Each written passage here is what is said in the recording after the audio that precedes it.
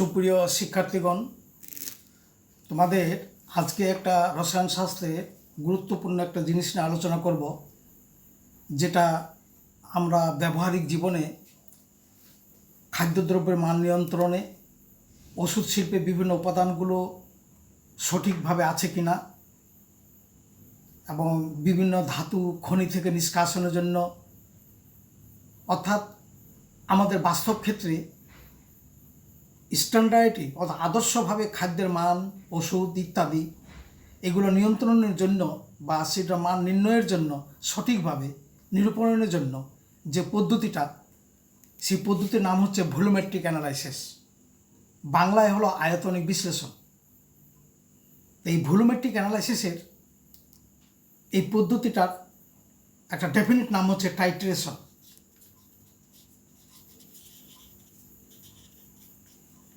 এর বাংলা নাম আর ইংরেজি নাম একই। তো টাইট্রেশন, এই ভলিউমেট্রিক অ্যানালাইসিসটাই হলো টাইট্রেশন। এই টাইট্রেশন দুই ধরনের, একটা হলো অ্যাসিড বেস টাইট্রেশন, আর একটা হলো রিডক্স টাইট্রেশন, অর্থাৎ অক্সিডেশন আর রিডাকশন। এই টাইট্রেশনের জন্য উভয়ের ক্ষেত্রে যে একটা বস্তু ব্যবহার করা হয় সেটাকে বলা হয় ইন্ডিকেটর। ইন্ডিকেটর হইল যেরকম ট্রাফিক দাঁড়িয়ে থাকে, নির্দেশক যেটাকে বাংলায় বলা হয়। কোনো চৌরাস্তায় যখন ট্রাফিক দাঁড়িয়ে থাকে, একদিক দিয়ে গাড়ি বাধা দেওয়ার জন্য সে একজনকে আটকে দেয়, আরেক রাস্তা খুলে দেয়, অর্থাৎ নির্দেশনা দেয় যে কোন রাস্তায় খোলা, কোন দিক দিয়ে যাওয়া যাবে। ঠিক তেমনি এই নির্দেশকগুলো এমন এক পর্যায়ে, এরা যখন অ্যাসিড রং থাকবে তখন আলাদা রং হবে, যখন ক্ষার অবস্থায় থাকবে তখন আলাদা রং হবে, যখন ক্ষারও থাকবে না অ্যাসিডও থাকবে না, প্রশমিত অবস্থায়, তখন আরেকটা রং হবে। এই জন্য এর দিকে বলা হয় ইন্ডিকেটর বা নির্দেশক। তা নির্দেশকের সঙ্গে এক কথাই যদি আমরা মনে রাখতে চাই, তাহলে আমাদের বলতে হবে যে নির্দেশক সমূহ জটিল জৈব যৌগ,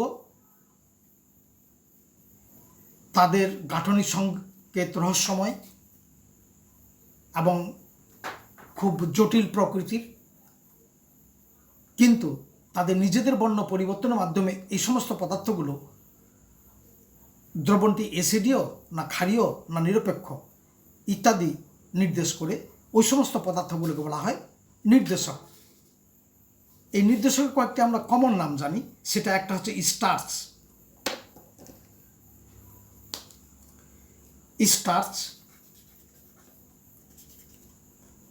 আর দুই নম্বর হলো মিথাইল অরেঞ্জ,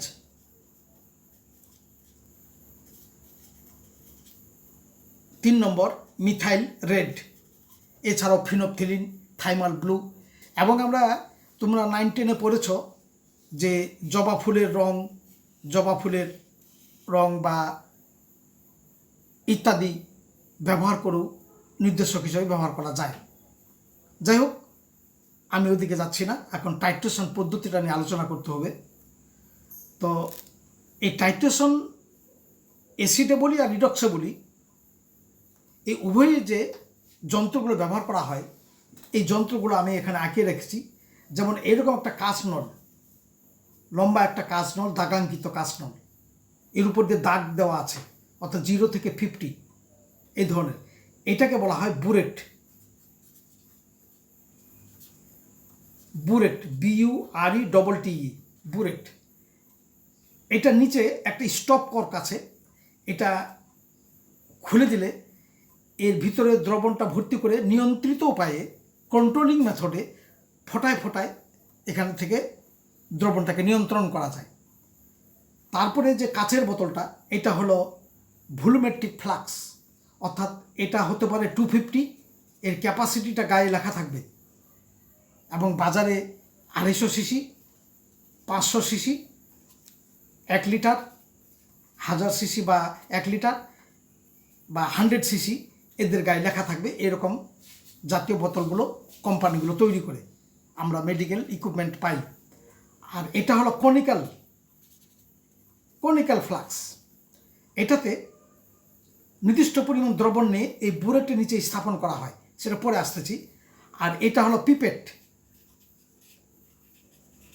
এই পিপেট মাঝখানে একটি স্ফীত অংশ, এই স্ফীত অংশের এই পিপেটটা কত ক্যাপাসিটি এটা লেখা থাকে। এই ক্যাপাসিটি হতে পারে 5cc হতে পারে, 10 হতে পারে, 15 হতে পারে, 20 হতে পারে ইত্যাদি। এই ক্যাপাসিটিটা লেখা থাকে। এখানে একটা দাগ থাকবে, এই মুখ দিয়ে এই দ্রবণটা, নির্দিষ্ট পরিমাণ দ্রবণ এখানে টানলে এই পর্যন্ত আসলে এটা তখন আঙুলটা সরাই নিতে হয়। অর্থাৎ এই মিজারিং বা ভুলমেট্রিক বোতল থেকে নির্দিষ্ট পরিমাণ দ্রব্য উত্তোলন করে এই কনিক্যাল ফ্লাক্সে রাখার জন্য এই পিপেট ব্যবহার করা হয়। এই পিপেট থেকে নির্দিষ্ট পরিমাণ দ্রবণ মনে করো কনিক্যাল ফ্লাক্সে নিলাম ভুলমেট্রিক ফ্লাক্স থেকে। অতঃপর এই কনিক্যাল ফ্লাক্স এই বুলেটের নিচে স্থাপন করতে হয়। এই যে স্থাপন করে একটা ধারকের সাহায্যে আটকিয়ে এখন আমরা এই টাইট্রেশন কাজটা সম্পন্ন করতে পারি। তাহলে টাইট্রেশনের যন্ত্রপাতিগুলো এগুলো একমাত্র টাইট্রেশনের জন্য ব্যবহার করতে হয়। আরও কিছু যন্ত্রপাতি আছে, ড্রপার আছে, ওয়াশ বোতল আছে, টেস্ট টিউব আছে, তারপরে ইন্ডিকেটরের বোতল আছে, তারপরে এটা প্লাস যে সাদা কাগজ নিতে হয় যেন দ্রবণটা রঙটা ভালো করে বোঝা যায়। তো যাই হোক, তা এখন আমরা মূল কথায় আসি যে টাইট্রেশন আমরা সংজ্ঞাটা কি বলবো।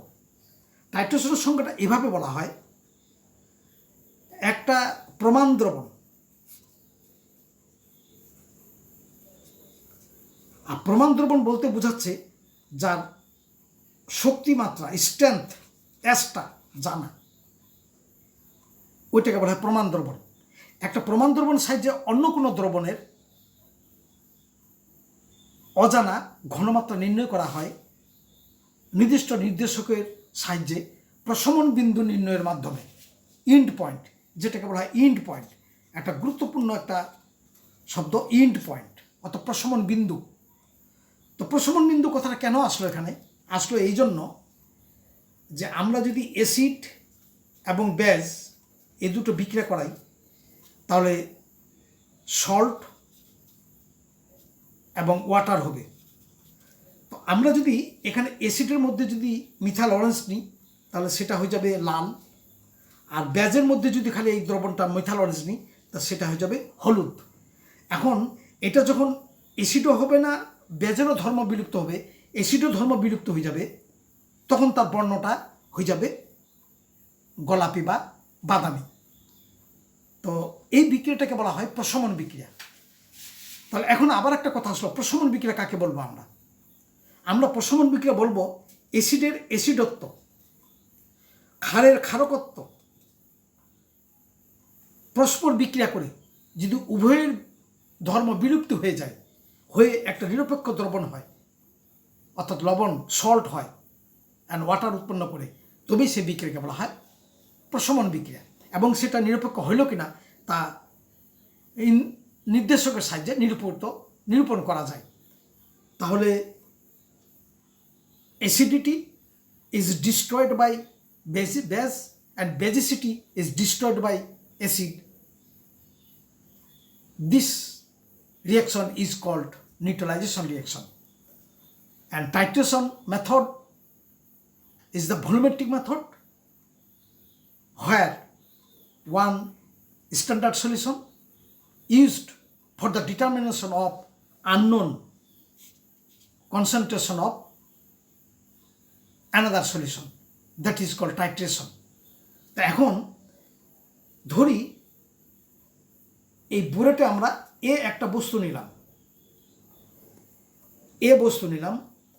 আর এখানে বি একটা বস্তু থাকলো, প্লাস বি মিলে হয়ে যাবে এ বি।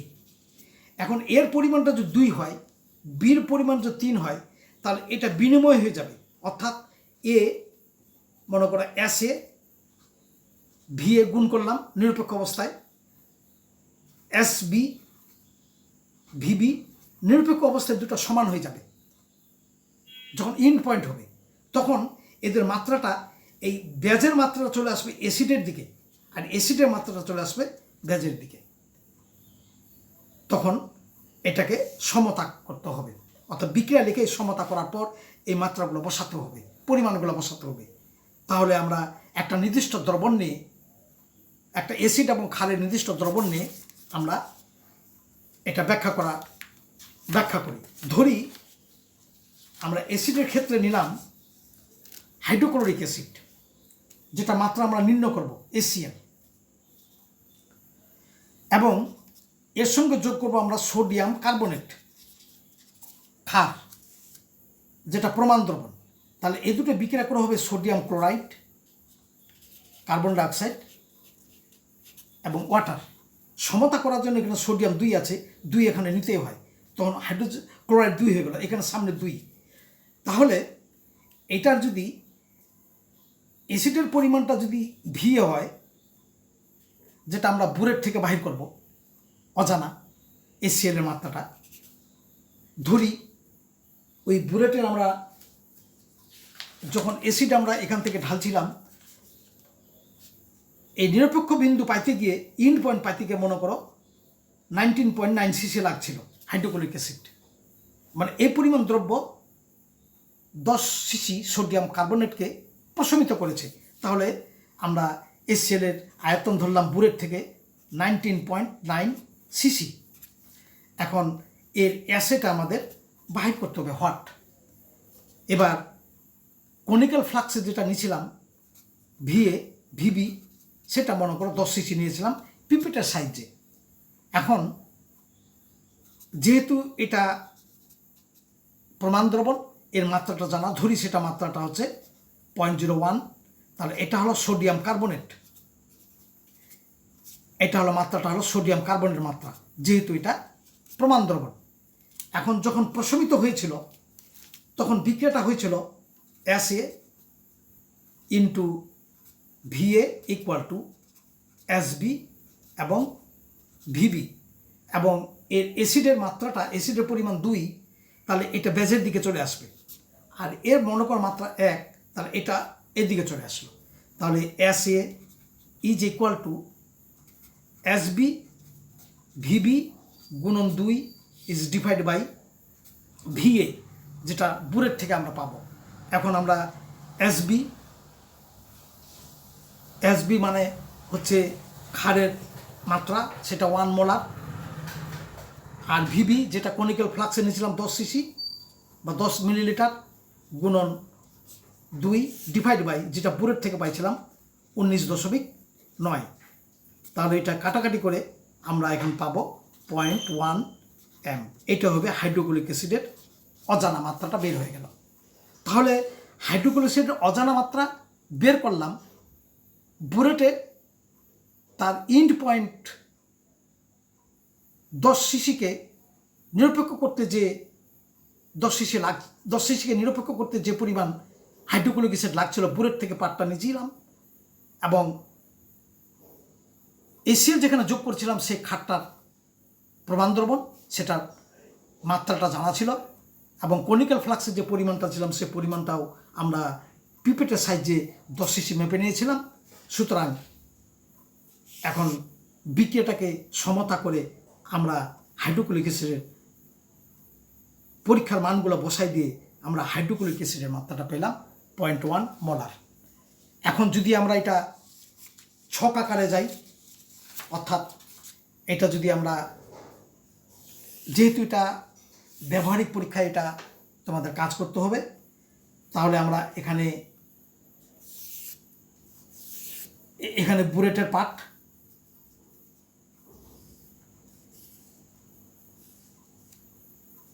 এখানে পার্ট 1, 2, আরেকটা নিতে পারে 3।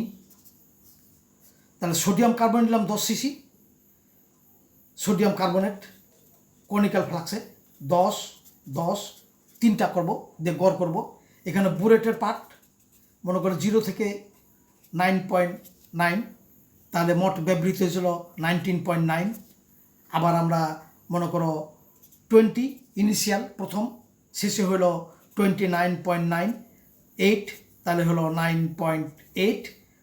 অপরদিকে আবার 0 থেকে 9.9, তাহলে হলো 19.989, অর্থাৎ এটা দাঁড়ালো 19.9 HCl লাগলো। এটা মানগুলো বসাই দিয়ে তাহলে আমরা এখানে বুরেটের পার্ট, বুরেটের নিয়েছিলাম HCl, আর কনিক্যাল ফ্লাক্স এনজাইম সোডিয়াম কার্বনেট কতটুকু নিয়েছিলাম 10 সিসি করে। এবং বুরেটের প্রথম পার্ট ছিল 0 থেকে দ্বিতীয় পার্ট, আবার এটা প্রথম পার্ট দ্বিতীয়বার নিলাম। প্রত্যেক ক্ষেত্রে যেন 0.1 এর ডিফারেন্সে বেশি না হয়। এবং এখানে মনে রাখার বিষয়, যদি সোডিয়াম জাতীয় কোনো দ্রবণ হয় সেটা সোডিয়াম হাইড্রোক্সাইড হতে পারে, সোডিয়াম কার্বনেট হতে পারে। এই দ্রবণটি সাধারণত বুরেটে না নেওয়াই ভালো, কারণ বুরেটে সোডিয়াম জাতীয় জিনিস নিলে কাচের সঙ্গে সোডিয়াম সিলিকেট হয়ে বুরেটকে অনেক সময় জাম করে দেয়। সুতরাং সোডিয়াম কার্বনেট এবং এসিএল টাইট্রেশনের জন্যই অবশ্যই বুরেটের মধ্যে এসিএল যেন নেওয়া হয়। আবার সোডিয়াম কার্বনেট যদি বুরেটের মধ্যে নেওয়া হয় তাহলে কাচের সঙ্গে বিক্রিয়া করে বুরেটেরকে জাম করে দিতে পারে।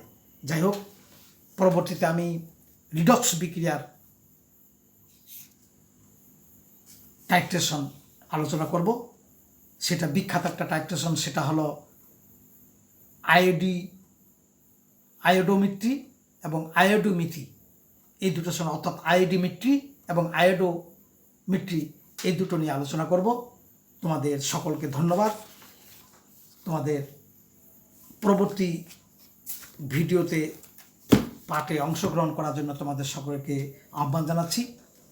এবং এর মধ্যে যদি তোমাদের বোঝার কোনো অসুবিধা হয়, তোমরা আমার চ্যানেলের কমেন্ট বক্সে কমেন্ট করিও।